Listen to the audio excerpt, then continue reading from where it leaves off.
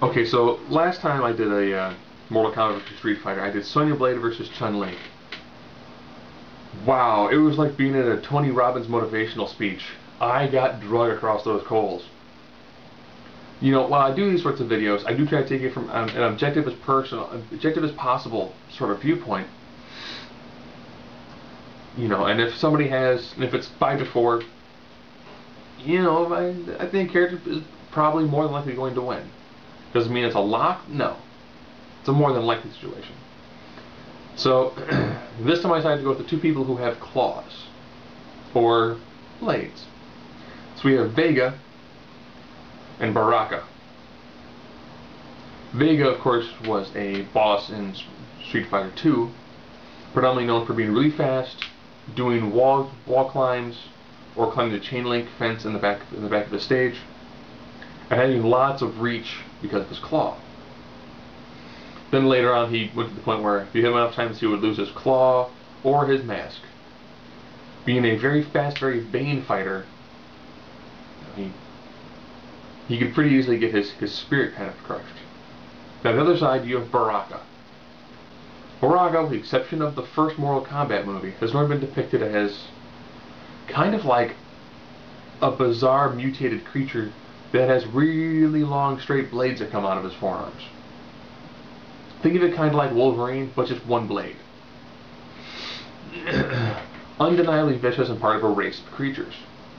So as always, we've got the 9 criteria. Intelligence, fighting ability, speed, strength, durability, think of it like endurance or stamina. And vulnerability, how well do you not take damage. Energy projection, versatility, and X factor, whatever is not covered in previous things. So with intelligence. Vega is a classically trained matador. Baraka is essentially a mutated servant class. Really not super intelligent. He's bred to fight, not to think. So 1 point to Vega. Fighting ability. You know, there's a lot of savage viciousness that you see in Baraka style, where with Vega, there's a lot of calculated maneuvering. Speed. Vega is flat out all about speed. He is a fast character. He's like a fart in the wind. Strength. While Vega's a quick guy, and he's in really good shape, he is nowhere near as strong as Baraka. Durability. So you guys go to Baraka. You know, while Vega is willing to fight and fight well, he's not a huge fan of getting a good sweat.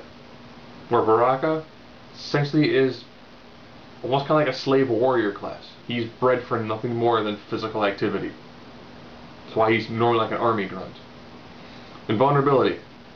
You've got regular human skin versus, again, bizarre mutated skin. Energy projection. You know, Vega never threw anything. Vega was entirely a use speed, get close sort of fighter. Where Baraka can actually launch his blades. Versatility. You've got an awful lot of speed over on Vega's side. But he never really uses the claw to its sheer utmost advantage. Baraka actually tends to fight like a human meat grinder. He's like fighting a wood chipper. All sorts of different things, using those claws and that length to his advantage. X factor. One of the biggest problems with Vega is if you remove his mask, he loses his fighting spirit really fast, and you can disarm him pretty easily.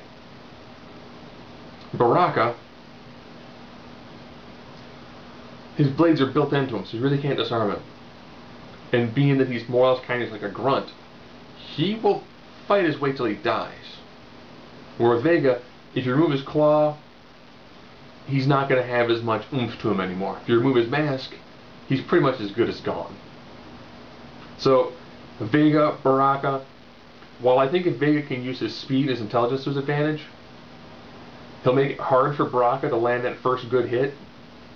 But once he does, And there's a lot of vein and pride on Vega's side that'll easily cost him the fight.